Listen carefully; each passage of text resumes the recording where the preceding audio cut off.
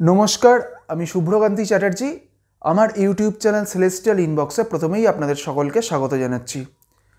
আমাদের এই বছর 2024 প্রায় শেষের পথে এবং আর কিছুদিনের মধ্যেই আমাদের নতুন বছর অর্থাৎ 2025-এর সূচনা হতে চলেছে। তো এই নতুন বছর অর্থাৎ 2025 সাল আমাদের রাশিচক্রের প্রথম রাশি অর্থাৎ মেষ রাশির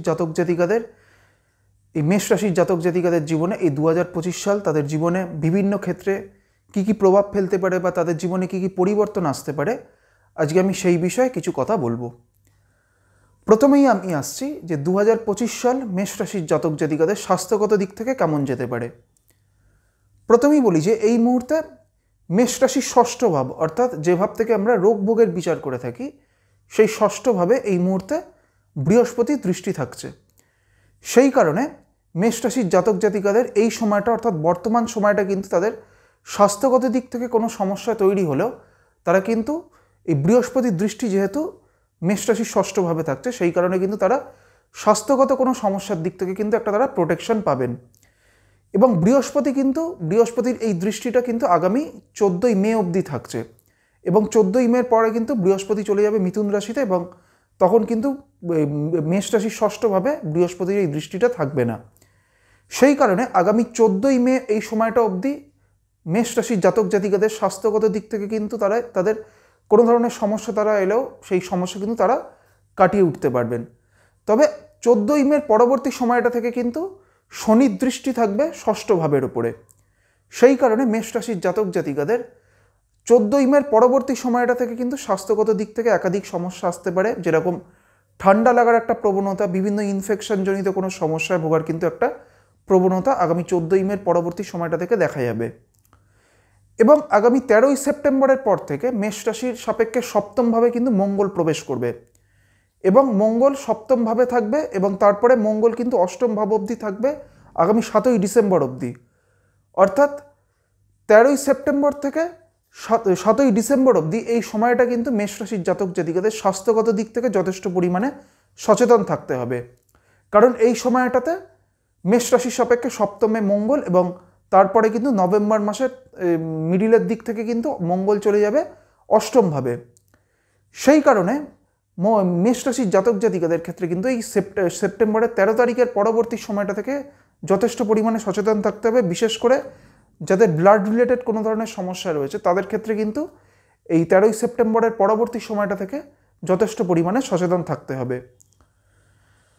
এই মুহূর্তে শনির তৃতীয় দৃষ্টি কিন্তু রয়েছে মেষ রাশির ওপরে এবং সেই কারণে কিন্তু মেষ রাশির জাতক জাতিকাদের এই সময় কিন্তু একটা মানসিক টানাপোড়েন বা মানসিক চাপ কিন্তু এই সময় রয়েছে এবং এটা কিন্তু থাকবে কিন্তু আগামী 29শে মার্চ অবধি।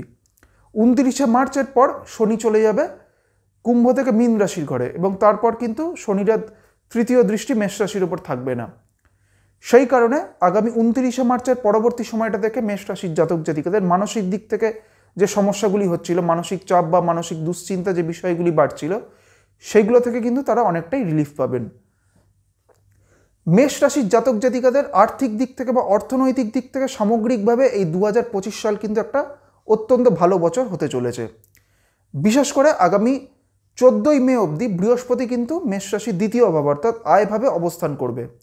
এই বৃহস্পতি কিন্তু মেষ রাশির সাপেক্ষে নবমপতি অর্থাৎ যে নবম ভাব থেকে আমরা সৌভাগ্যের বিচার করে থাকি সেই নবমপতি হচ্ছে বৃহস্পতি এবং সেই বৃহস্পতি কিন্তু আগামী 14ই মে অবধি মেষ রাশির দ্বিতীয় ভাব অর্থাৎ আয়ভাবে অবস্থান করবে।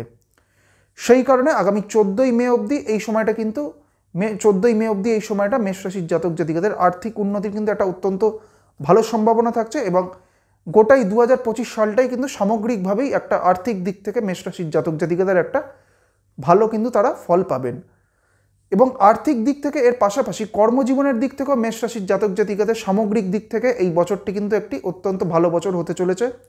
এর কারণ হচ্ছে আগামী 18ই মের পর থেকে কিন্তু রাহু মেষ রাশির সাপেক্ষে একাদশ ভাব অর্থাৎ সাফল্যের ভাবে অবস্থান করবে এবং রাহু যখন কোনো রাশি বা কোনো লগ্নের সাপেক্ষে একাদশভাবে অবস্থান করে তখন কিন্তু সেই রাশি বা সেই লগ্নের জাতক জাতিকাদের তাদের কর্মজীবনের কিন্তু একটা উন্নতির যথেষ্ট ভালো সম্ভাবনা দেখা যায়। তাই এক্ষেত্রেও এই 2025 সালেও মেষ রাশির জাতক জাতিকাদের কর্মজীবনের দিক থেকে এই 2025 সালটা একটা অত্যন্ত ভালো বছর হতে চলেছে এবং বিশেষ করে আগামী 18ই মের পরবর্তী সময়টা থেকে এই কর্মজীবন সংক্রান্ত যে কোনো বিষয়ে একটা উন্নতির কিন্তু যথেষ্ট ভালো একটা সম্ভাবনা থাকবে। মেষ রাশির যারা ব্যবসা করছেন তাদের ক্ষেত্রেও কিন্তু এই 2025 সালটা একটা সামগ্রিকভাবে ভালো সময়, বিশেষ করে আগামী 18ই মের পরবর্তী সময়টা থেকেও কিন্তু তাদের ব্যবসায়িক দিক থেকে বা তাদের ব্যবসায়িক ক্ষেত্রে একটা সামগ্রিক উন্নতির কিন্তু একটা যথেষ্ট ভালো সম্ভাবনা দেখা যাবে। মেষ রাশির জাতক জাতিকাদের পারিবারিক দিক থেকে এই 2025 সালটা কিন্তু তাদের ক্ষেত্রে একটা পারিবারিক ক্ষেত্রে একটা মিশ্র ফল লাভ হবে, অর্থাৎ ভালো খারাপ দুধরনেরই ফল কিন্তু তারা পাবেন।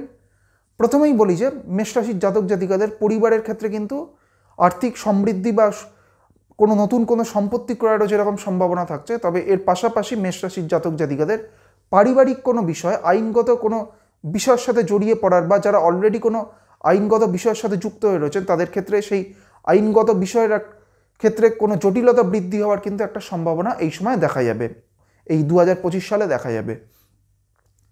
মেষ রাশির যারা শিক্ষার্থীরা রয়েছেন তাদের ক্ষেত্রে সামগ্রিকভাবে এই বছরটি ভালো বছর, তবে এই বছরের দ্বিতীয়ার্ধ সময়টা অর্থাৎ জুন জুলাই মাসের পরবর্তী সময়টা থেকে মেষ রাশির যারা শিক্ষার্থীরা রয়েছেন তাদের ক্ষেত্রে কিন্তু সামগ্রিকভাবে একটা এই বছরের দ্বিতীয়ার্ধ সময়টা একটা সামগ্রিকভাবে ভালো বছর হতে চলেছে। আজকে আমি আমাদের রাশিচক্রের প্রথম রাশি অর্থাৎ মেষ রাশির জাতক জাতিকাদের এই আগামী 2025 সাল সামগ্রিকভাবে কেমন যেতে পারে সেই বিষয়ে আপনাদের একটা সংক্ষিপ্ত ধারণা দেওয়ার চেষ্টা করলাম। পরবর্তী ভিডিওগুলির মাধ্যমে আমাদের পরবর্তী যে রাশিগুলি রয়েছে সেই রাশিগুলির জাতক জাতিকাদের এই আগামী 2025 সাল কেমন যেতে পারে সেই বিষয়ে আলোচনা করব। সবশেষে এটাই বলবো, সকলে ভালো থাকুন এবং সুস্থ থাকুন এবং নতুন বছর 2025 সাল সকলের জন্য অত্যন্ত একটি ভালো বছর হয়ে উঠুক, এটাই প্রার্থনা করি। নমস্কার।